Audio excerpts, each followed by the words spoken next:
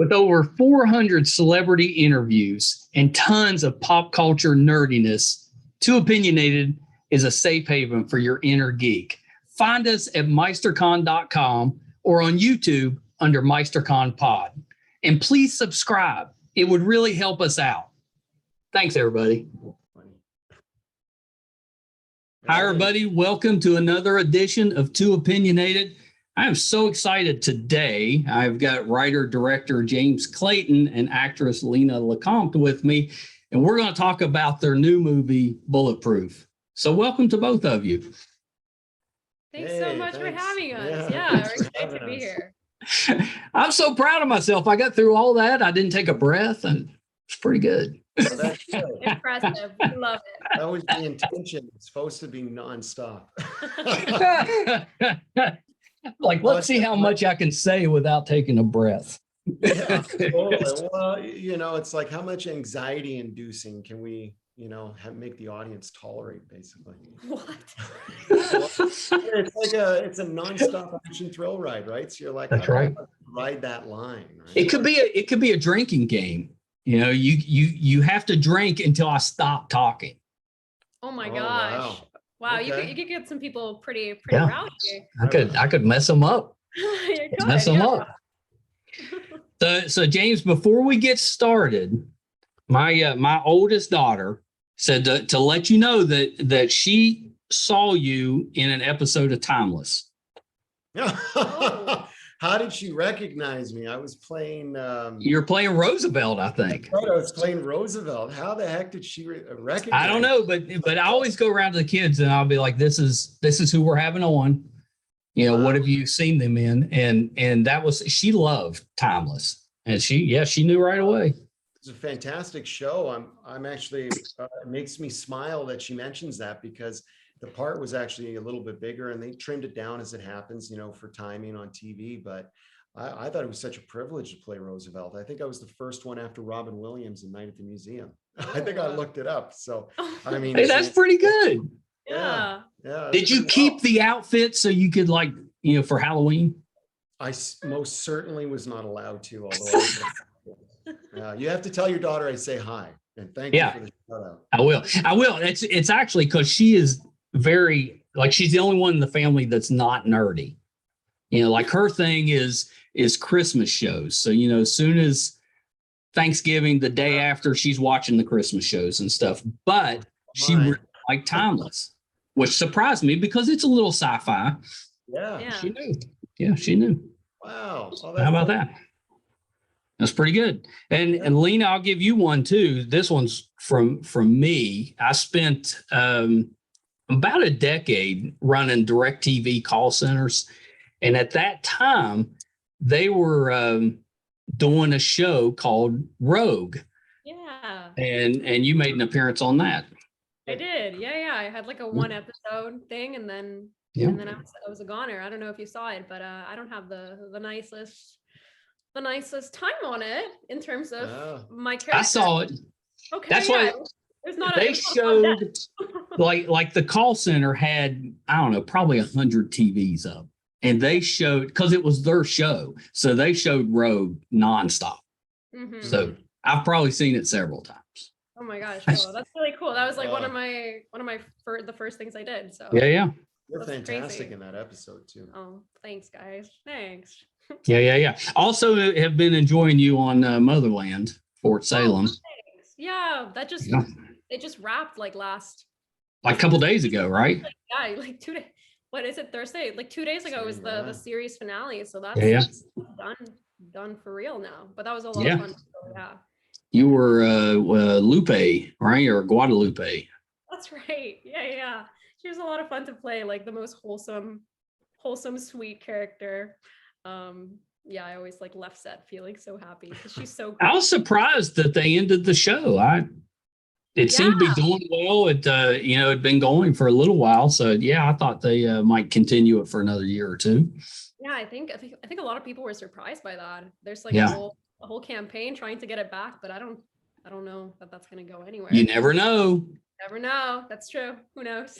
You never know. So we have to talk Bulletproof. But before we do that, I wanted to ask both of you, and I'll start with you, James. What made you want to get into the entertainment industry, and how'd you go about that? Well, I've been in the entertainment industry like my whole life.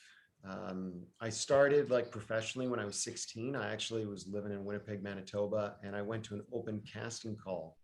And the casting director basically pulled me out of everyone that came in that day and said, I think you're the only one who might be able to work as an actor.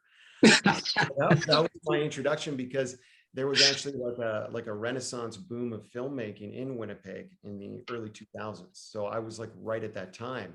So I was fortunate. Otherwise, Winnipeg's not exactly a place where people are looking for actors. But I've been singing, drawing a lot, acting, dancing. My high school teacher wanted me to go into actually like graphic arts and get a degree in that. But I wanted to go into filmmaking because I was always putting on plays and little story times with my action figures as a kid and had a wild imagination. So it just seems like it was like such the obvious choice in hindsight now that I was destined to like make movies, tell stories. What were the action figures? All the usual suspects of the child of the 80s. So I was like Ninja Turtles, Transformers, we're talking with, G.I. Joe. Yeah. X-Men, Star Wars. Very nice. Very nice. See, I was a Star Wars action figure guy, but I did that stuff. You set up your little scenes and it'd be your own little movie or TV show that you'd be running there. Absolutely. You're crashing cars, you're blowing people up. And I just decided, hey, maybe I'll try and make some money at it. So when did you get into the writing side and the directing side? Well, Bulletproof's my directorial debut. So very nice. That would have been my first launch point. But I've been writing probably for the last 20 years. I actually wrote a short film that an old friend of mine produced, and that was my first kind of foray. And I've written a lot of spec screenplays that never saw the light of day. Yeah. And in the last 12 years, I've been producing a lot of movies, and more strictly like horror films. And just going through that creative process as a producer and working on the edit side, I really got, I pushed my knowledge of screenwriting and film screen grammar further ahead with all those experiences to when I figured, okay, I think I can direct a movie now and take all those experiences. And of course, I'm not a screenwriter first, so I did collaborate with two fantastic writers, Danny Mack and Cooper Bebo, who did the actual writing of the script. Right. I oversaw the whole process, and then even we did passes and tweaks, even going into shooting and then rewriting on set, on the fly. Yeah, that's always fun. Yeah, and stressful. Yeah. Yeah. Producing's so interesting because it's got different meanings, because you could be a producer that just puts money into it. That's it. Nothing else. Or you could be the type of producer that's involved in like every single part of the project. And I always thought that was kind of fascinating, the different levels of, just kind of depends on what you want to do or how big the project is sometimes. 100%. I've always found myself to be the one of the producers that's getting my hands dirty. Yeah. Handling the financing, creatively overseeing everything. But there's multifacets, right? Like executive producer is usually like a money producer or just someone associated with getting the movie released. And sometimes you might not know anything about filmmaking whatsoever. Yeah, it's a good way to learn. Absolutely. And probably screw some stuff up too, but. Oh yeah. Yeah. I've made a lot of mistakes, but it's such, like, I find like filmmaking, what's so beautiful about it is it's such a process and a journey, and you relish in making the mistakes in the endeavor. You just hope to make sure that you don't make any mistakes that basically put you out of business. That's the way I look. Yeah. No pressure. Yeah. No pressure. So Lina, how about you? How did you get into the entertainment business, or what were you doing growing up through high school that kind of got you interested in it? Yeah, well, I actually grew up in Colombia. And back there as a kid, I was like a really big kind of class clown person.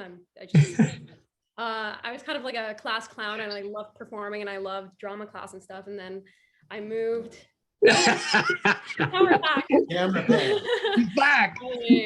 I moved to Canada and I was trying to learn English and figuring out the language. And I actually became really shy and incredibly introverted. And all of my love for, I guess, performing and drama and all that stuff kind of. Was that just because of the language barrier? I think it was a huge part of it, but also I just became really shy and incredibly introverted because I was so nervous to even be speaking or saying the wrong things or people mocking my accent as a kid, you know, all those things. You speak better English than I do. Oh, that's not true, but thanks. We tried. we learned. Here we are. Yeah, I guess I came, and then very long story short, I just found myself in an acting class and I was absolutely like nervous, like shaking, like sweating, but I fell in love with it. I don't know what it was about it. I just really fell in love with acting. And then I just kind of knew from that moment on that it was something that I wanted to pursue, and things are working out. So I'm gonna keep going for it because it's really just Were you making scenes with your action figures? I don't think I had action figures. I was very like a cars kind of person. What are they called? Hot Wheels. Oh yeah. Hot Wheels, and I also had some Polly Pockets growing up. Not quite any All right. figures, but Isn't Monster High? Isn't that based on like a yes, it's dolls or something? It's based on dolls, and there's Yeah, so yeah. many movies of that out there now, and they're just rebooting it now. But yeah, that's a fun one too. And then you come I back. got to make sure to get my Laguna Blue action figure when it gets Laguna Blue. Action figure, it's a doll. Oh, doll action figure. When it comes out with your likeness, I'm buying it. It's coming That's gonna out be a hot soon. commodity. I can't say anything, but it's coming out soon. That's unreal. That's pretty exciting. I've got a granddaughter that I think would be interested in that. Oh, that's It's awesome. amazing. I think a lot of kids are gonna love it. I'm probably really biased, but even the music in it, I remember it was stuck in my head while we were shooting. But anyways, that's a whole different thing. That's a whole different thing. So you have to make sure though, if you have action figures of something you've done, you have to get some of those. Oh, absolutely. I'm fully planning on that. Yeah. I talked with Sam Jones. We talked with Sam Jones that played Flash Gordon. And I did this interview with him, and he stood the entire interview. It was on Zoom, but he's standing in his living room and he's just surrounded by boxes. I mean, there's probably 50 of them in there. And I'm like, Sam, are you moving? And he's like, no, these are just my action figures of him. They were just him. Oh my God. Yeah. I don't know what he was doing with them, but that's kind of iconic. Yeah. I love that. Yeah, it was pretty good. So, okay, so let's talk Bulletproof. So James, walk me through, where the idea came from and how you kind of brought the movie to the point that you got to the casting part. Yeah, great question. So, like I had mentioned before, I'd been making horror movies for about 12 years and I got real sick and tired of it. I needed to make a movie that was, I was hoping that kids and more wider general audiences could watch, and also something that was fun and light and not so dark and serious. And my wife, my wife was expecting, our son. Yeah. So how it is, my whole kind of thought process was starting to shift, basically. And I had been wanting to collaborate with Danny and Cooper for a long time on a story, and I had watched them in a movie that they produced and acted in called Heel Kick, which is a wonderful mockumentary, kind of like in the vein of Spinal Tap, but it's about backyard wrestlers. And their performances were phenomenal in it too, like really, really great actors in their own right. And so I approached them. I said, guys, I think you'd be perfect for an 80s, 90s toned style action film. Let's start working on something.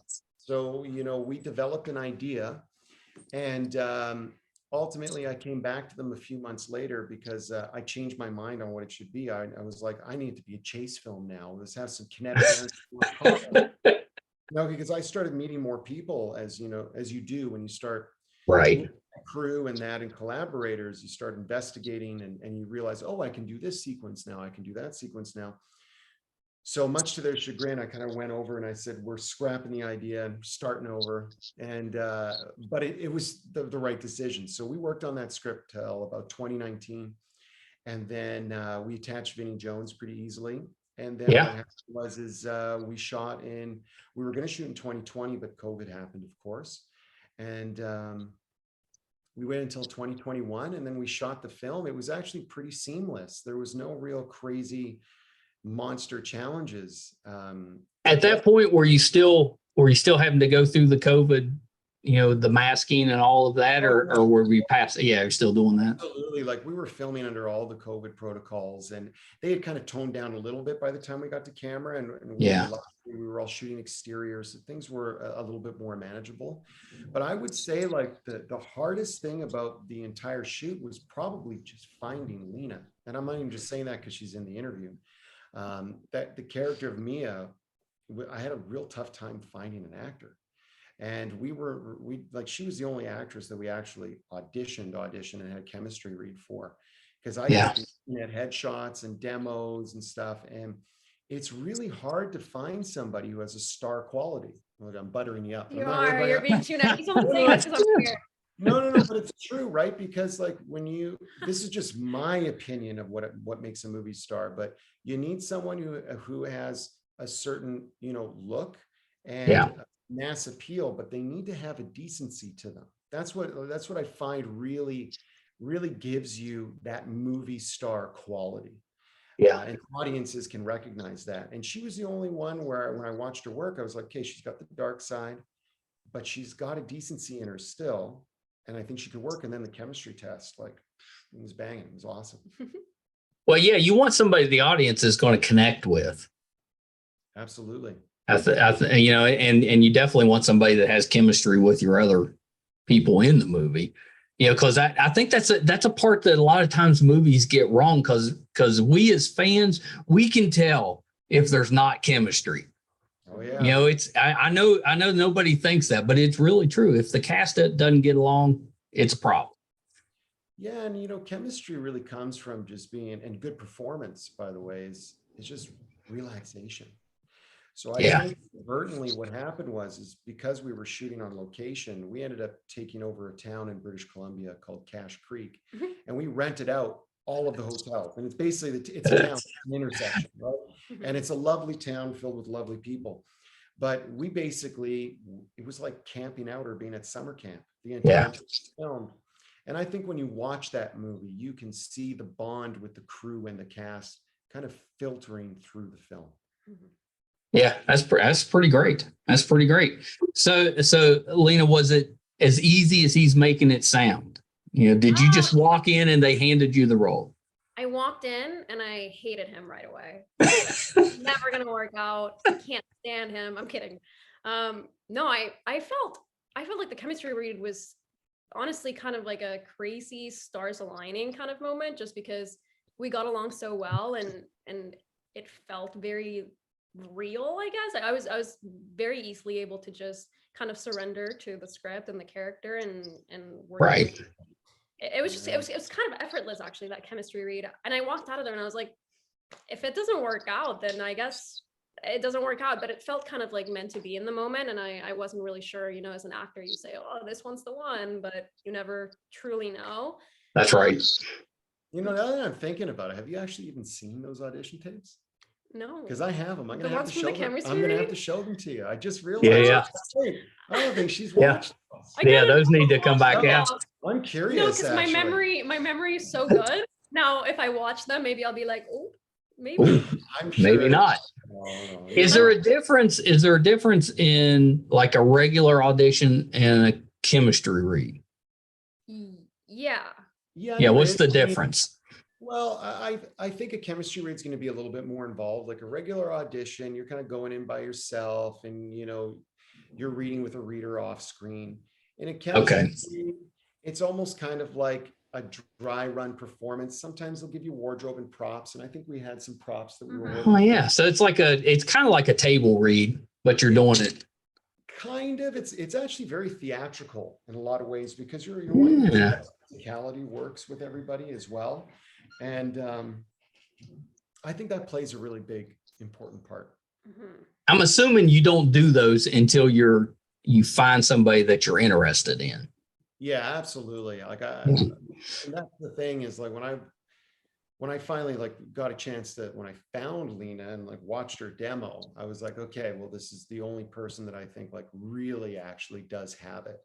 And so we brought her in. She was the only one we did chemistry. But before that, I actually sent in a self-tape. Like I auditioned for it That's right, before. you did. But you didn't just like bring me into the room. Like you had to. I forget things too. You I skipped forget the things. part. I Like skipped a you part. don't just jump into a chemistry read. I had to audition for the role, and Yeah. Right. they'd already seen me as Mia, I guess, Mhm. before you brought me in to see if we worked together. Yeah. Yeah, it'd be kind of weird if you just jumped right in, I guess. Yeah, if he was just like, oh, I saw the demo, let's just bring her in. Let's just see how she. No, I sent it a tape. Yeah, I guess it would be weird. A little bit.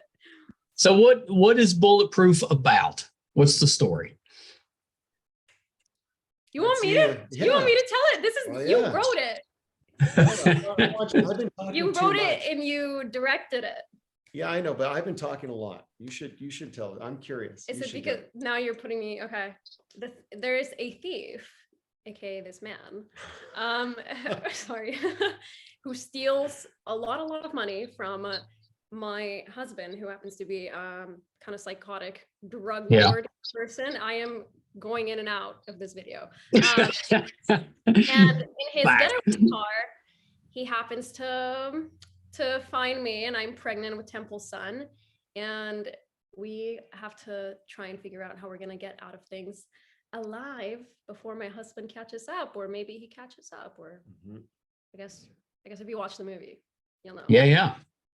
It sounds like kind of a slow burn drama, pretty easy going. Yeah. Yeah, I feel this is why you should have been the one describing it. I feel like I was. No, No. It actually that you described it really well, because that makes me want to watch it. It sounds like it's got a lot of action, and I got tense just listening to you. Once you said you're pregnant and then you're going through all this stuff, then you're like, ooh. Okay, good. I should have said like cars, guns, explosions. Vengeance, action, right? vengeance. What's great about Bulletproof, it really is through and through a chase film, much like the ones that we watched when we were growing up. Like First Blood is a chase film, Terminator's a chase film. Oh man, how many of those great films, their first one is, it's just a good old fashioned simple chase movie. You get the tension high, simple characters, and you can just kind of blow things up and have as much fun as you possibly can. Yeah, I mean, it sounds awesome. That's the type of movie that we used to go to growing up. Yeah. And you just, you'd spend the day at the cinema and hang out with your buddies. And yeah, that was awesome. Even when I think about it, Universal Soldier was a chase film. He kind of gets broken free, and then they're trying to find him, but he doesn't want to go back because his human side has been found, right? And he falls in love with the girl. And I'm surprised they haven't remade that one yet. Oh, how do you recast Van Damme and Dolph Lundgren? You can't. Yeah, they're so specific and amazing, right? Yeah. Their personalities, especially. I mean, they're just very unique. Be very difficult to recast them. And they're, like Dolph, he's like a genius. He is. Like extremely smart, and you'd never guess that just by a lot of the roles he plays. And Jean-Claude's kind of like that. He's got a lot of layers that you don't necessarily see in some of his movies. I think both of those are really fascinating guys. Yeah, I'd agree. Both highly intelligent. Yeah. So is James, the director, hard on James, the actor, when you're having to act in a film that you're directing? No, not at all. We're just going to let him get away with it, right? Yeah. No, I've been actually asked that question before. And, the character itself, like it's the rogue archetype. He's supposed to be flippant and kind of, nonchalant and have an ease about him. Yeah. So that approach to the character lended itself to me being able to focus on the directing and be able to kind of jump into that character with ease, because and hopefully that it worked. I think it worked, but I think it was designed for me to be able to do that. I think if I was trying to do something like a a whole new character like Daniel Day-Lewis, which I'm not suggesting I could do. I don't think I'd be able to direct and act because it's just, it would require too much concentration, I think. Right. Right. I mean, you both played presidents, so. That is true, but I wasn't directing Timeless. That's the thing. Well, that's true. That's true. That's the next level, though. Yeah, that is true. I should do the biopic of Roosevelt, directed by Yeah. co-starring Lina Lecompte. I'm vetoing that right Yeah, now. no, okay, fair enough, fair enough. So what about you, Lena? How was James working with him as a director? Oh man. He was really wonderful to work with as a director. I knew from the day that we started shooting, he just had like a really, really clear vision of what he wanted the film to be like. And that clarity just perfectly translated into our day-to-day and the conversations that we would have. We also did get to sit down before we filmed the movie, and we literally had coffee and talked for like 2 hours extensively about Mia and like where the character would have come from and like what we kind of wanted that to be. So he was always very involved, and I think because you are an actor, he just knows how to communicate things, right?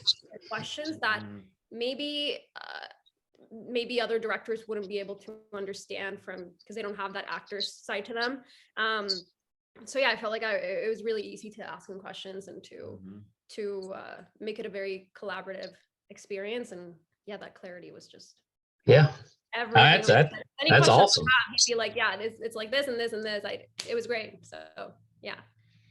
Did you have to improv at all, or was it straight to the script?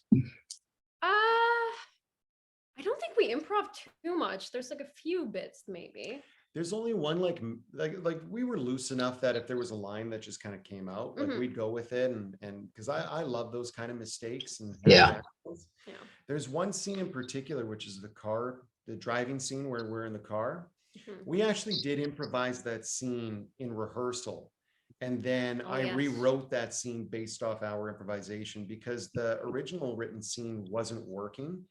It worked well on page, but then when we actually got it on its feet, it didn't have enough levels to it. And it didn't work for our cadence from what I remember. It was like, because we had been rehearsing a whole bunch of different scenes. So we're like rehearsing the opening trunk scene, all this stuff, and we're flying. We're like, oh man, we've got this. We're going to kill it. And then we get into the car and we rehearse that scene. We're like, we lost it. It's like dead air. Where to go? So we started rehearsing, and then we rewrote the scene. And then I think we were still actually working on it on the day.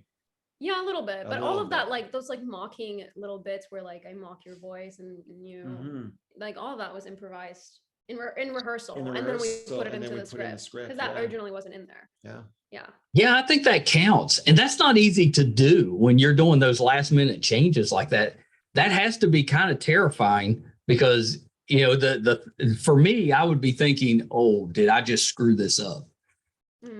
It can be terrifying. I think it really comes down to making sure, like, if the actors are casted right, or chemistry, I should say, and the chemistry is there. As long as both actors are listening and they're relaxed, something's going to happen. And that's my personal opinion. No, totally. Well, if you have like it just makes it easy to like bounce off of each other, right? It was never in my head. It was never like a nerve-wracking thing that we rewritten the scene or like change things just because it was so easy to just react off of you. And like you said, it's really just about listening and like being in the truth of the story and the characters, and then it just kind of goes smoothly. Yeah. So what about this Vinnie guy? Was he a nightmare? No, not at all. Now, I've actually always heard that he is really good to work with. Yeah, he is. I mean, he's like, I'll answer first and I'll let you answer because I kind of jumped in. But I don't know. I compare him to like Charles Bronson. Yeah. He's a meat and potato kind of guy. What you see is what you get. Utmost professional, super efficient. I could have printed every take, like even the first take. Underrated actor too, I think. He's really underrated, and I think it's because his look is so specific. Right. People don't give him credit for what he's doing, but his technique was effortless. Like effortless. You never saw the work. He was just there and he was just doing it. Mhm. But he also kind of reminded me a lot of his character in Snatch in a good way. Like he was Yeah. badass. Yeah. He kind of gives that impression. You Yeah. know, he doesn't really have to try for it, which I guess that's kind of important if you want to look badass. You can't be trying to look badass. I think it's because he kicked ass for so long in real life. Like legitimately, he's just Yeah. kicking his ass on the soccer field. Sorry, I hope I'm okay to say that. You're fine. You're Yeah, fine. yeah. You've ruined it. Drained his soul. He's kind of like, well, what's going to happen? I'm just going to kick your ass too. That's kind Yeah, of the attitude I feel like. Yeah. Yeah. What about you, Lena? Oh, well, he's been in this industry for so long, and I'm kind of newer, obviously, to it.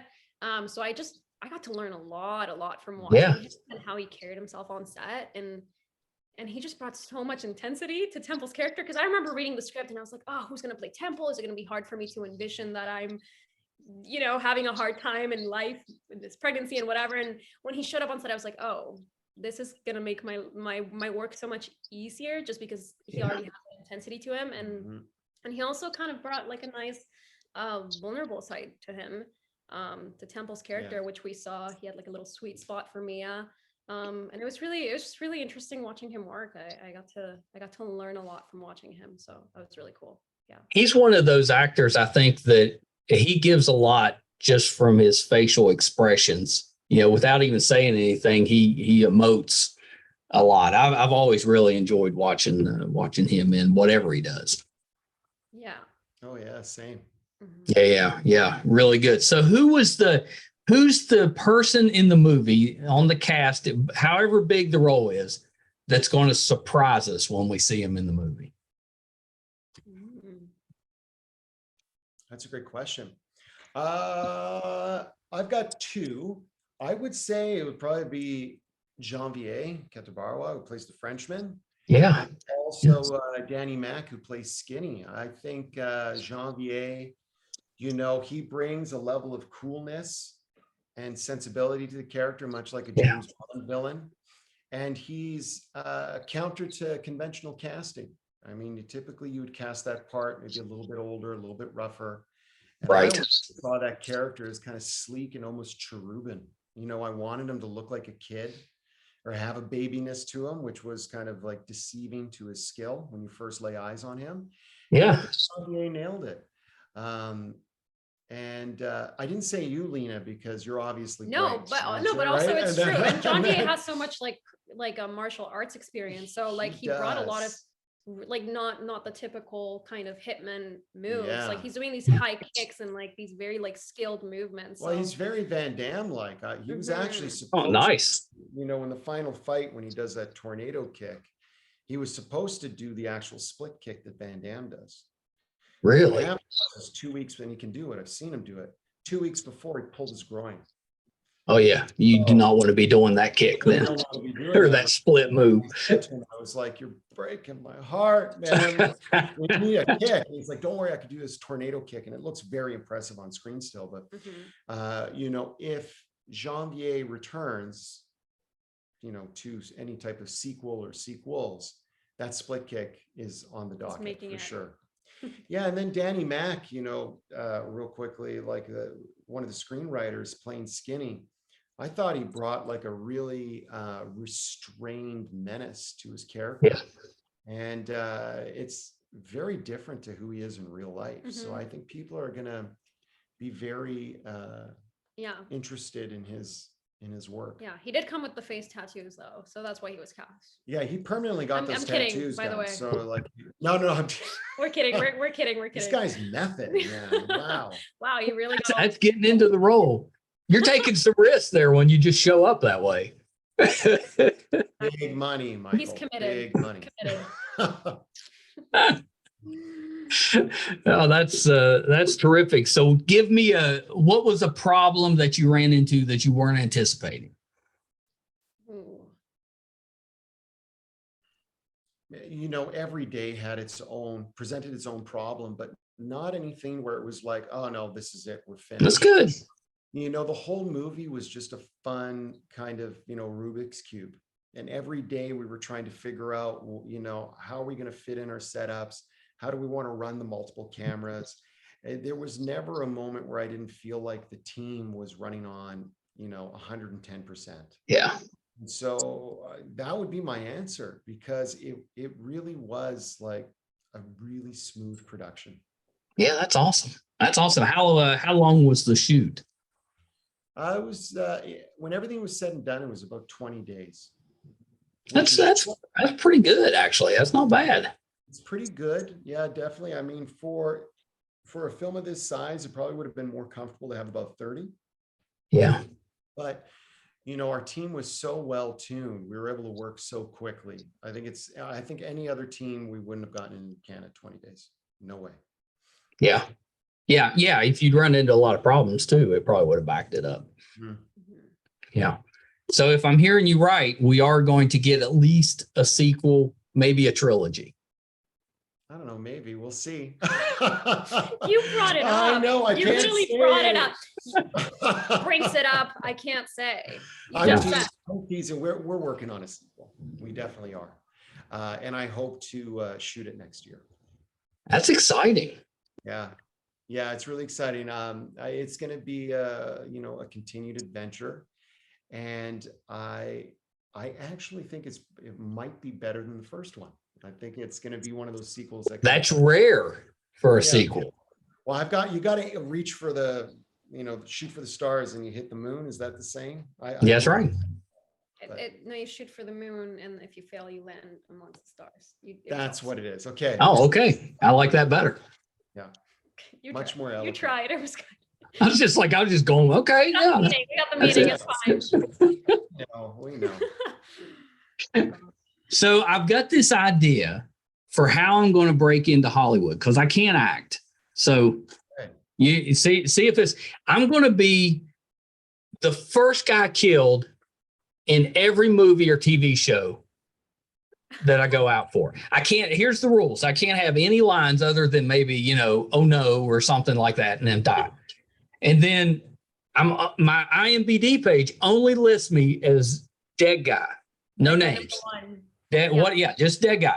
So that at some point, it's going to get to the point where people are like, they're making a movie and they're like, oh, we got to have the dead guy. It has to be the first one to die. Yeah. We'll make a whole career out of just being the dead guy. Are you asking if I'll blow you up in a movie? Yeah, I was kind of. Yeah. I was trying to lead to the part that I need a start. Well, we should stay in touch, and then when I'm filming next, you can come, and as long as I can blow you up, because that's it. Blow up in the next movie. You don't want me to have any lines that I'll screw up or anything like that. I can look somewhat surprised and then dead. Yeah. Can you do this? There you go. Perfect. That's all you need. My gosh. That's an Oscar. I love it. Nailed it. You could jumpstart the whole second phase of my career. Good. Well, it would be and that guy's a pretty good podcaster, but now as a dead guy. Wow. Yeah.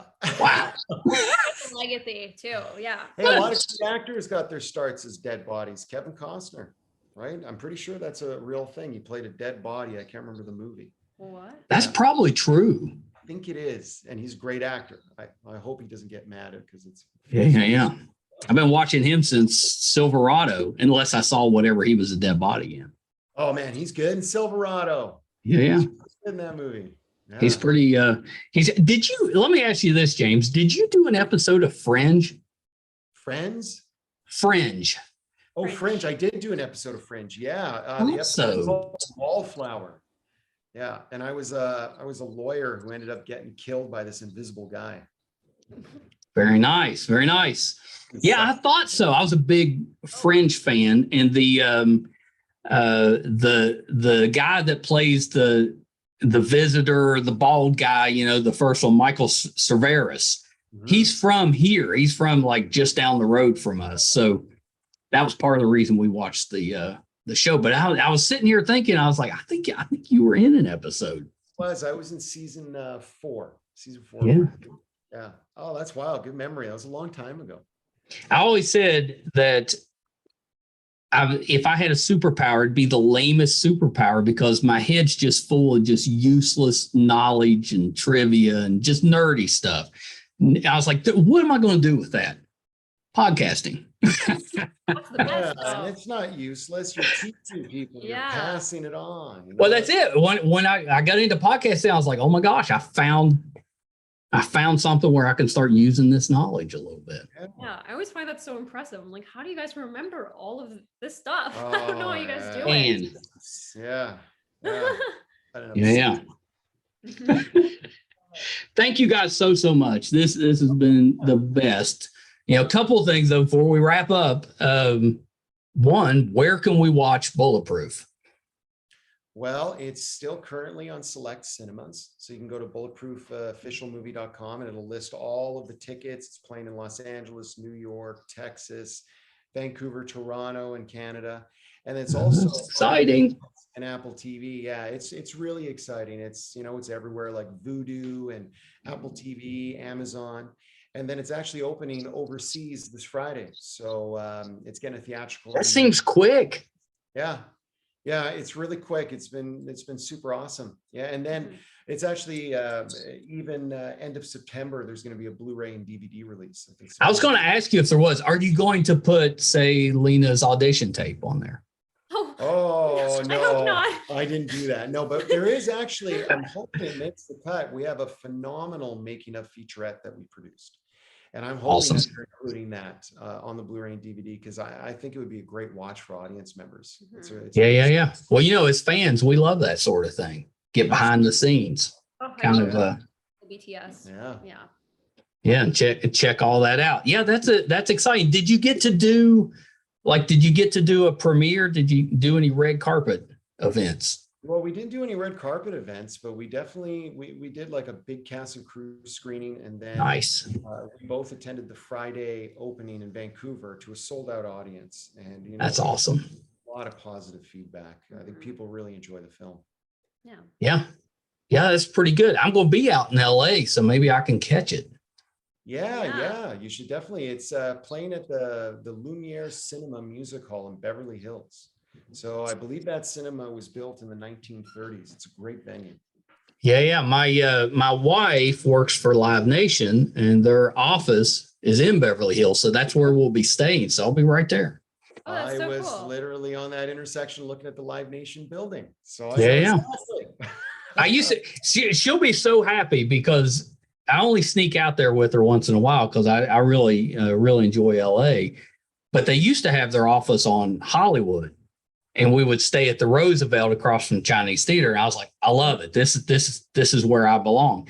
But she loves staying in Beverly Hills, much fancier little fan. I'm like, what am I going to do in Beverly Hills? But now I can say, I know what I'm going to do in Beverly Hills. There's some good restaurants in Beverly Hills. Let's see. There's this bartender, and I know the bar, but I don't know the actual name of the place. But Bob, that guy's awesome. I'm sorry, you just said.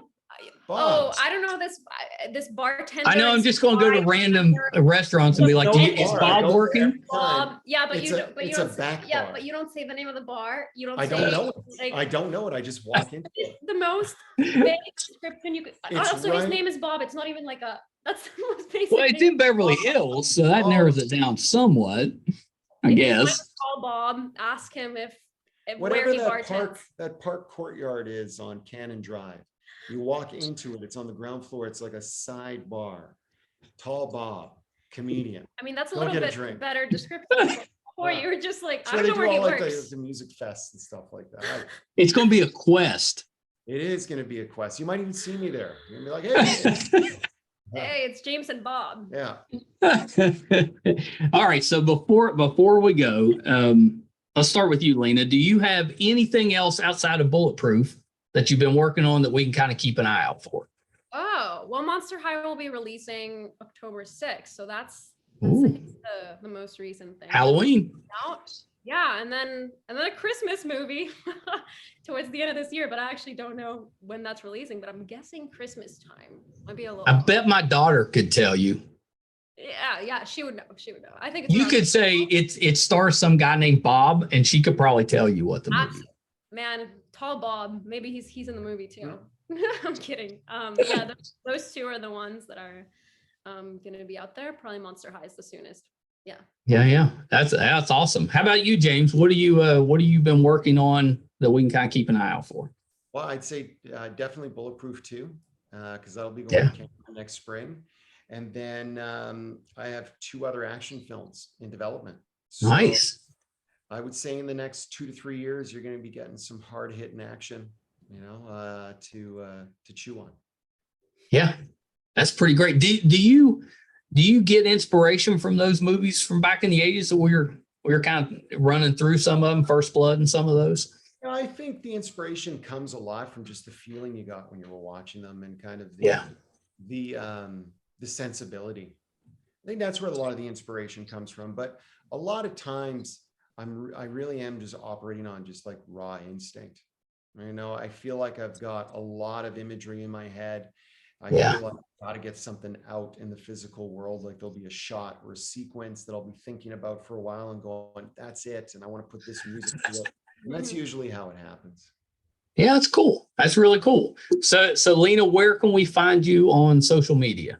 Oh, I'm Lina.Lecompte on Instagram, on TikTok, and then Twitter is just Lina Lecompte without the dot in between. Yeah, those are my handles. I'm jealous of the TikTok one. That's a hard one. Oh, I don't even touch the TikTok. Well, I wouldn't consider myself a TikToker, but every once in a while I'll post it. There's some Bulletproof stuff I've posted on there. And very good. Once we can post some of the BTS stuff for Bulletproof, I'll definitely be posting some TikTok videos and short little clips that people can watch about the movie. That's the safe way to do TikTok. Yes, exactly. I don't do any of like the dances or the crazy little TikTok things. It's more so it's very it can get very complicated. There's amazing things that people are doing on there, but it can get very complicated. Yeah, it's true. It's true. Yeah. I'm not at that level. I wouldn't. One day. One day, maybe for Bulletproof 2. Hey, maybe I'll make him do a little dance on set. Put it up. Put it up there. You know what? I veto this idea already. It's not James. You said you were a dancer. You did.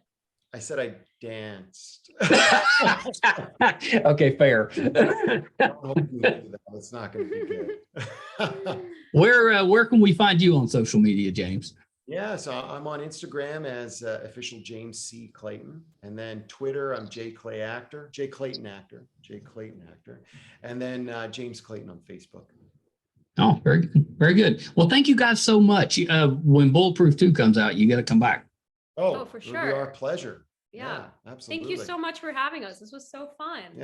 Yeah, this has been a blast. I'm excited now because now I'm thinking I'm going to go see it in the theater. Yeah. Oh my gosh, the big screen will make a difference for sure. Yeah.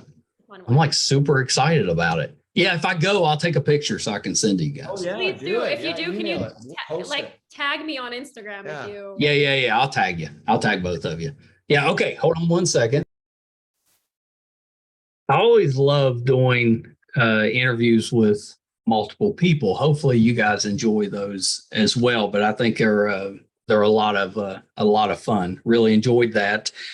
James Clayton, Lina Lecompte, just terrific. I think James is so talented, and you can tell he's very driven as a writer. I'm excited to see what he did on the directing side, to kind of see how he did that. And I love Lina as an actress. She was terrific in Rogue, and she's been great on Motherland, Fort Salem. We've really enjoyed that. My son and I watched that one together, so we've enjoyed her appearances on that.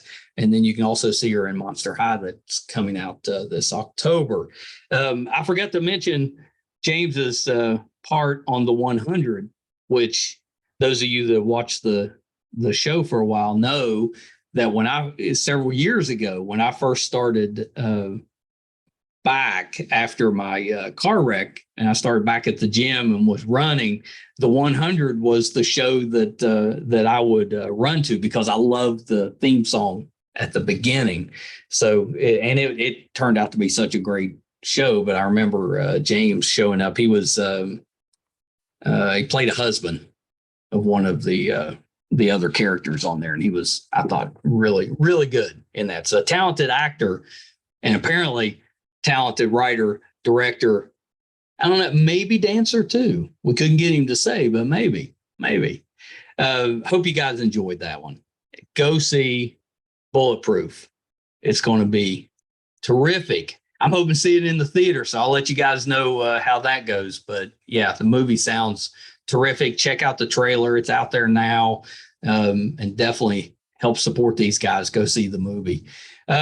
If you haven't done so yet and you want to support us here at the podcast, we can definitely use the help on our YouTube channel, MeisterCon Pod.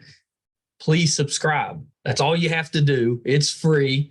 Doesn't cost you anything. Gives you access to all 445, 46 episodes, I think now. I promise you'll find a ton of people that you are fans of or that you're interested in. So check that out. Please subscribe. It really helps us out. And you can find all of those episodes, audio and video, on our website, meistercon.com. You know, if we're doing anything in studio, like this past weekend, we had the cast from the 80s movie, The Monster Squad. We're in studio, and we've already posted that one. So it's up if you want to check that out.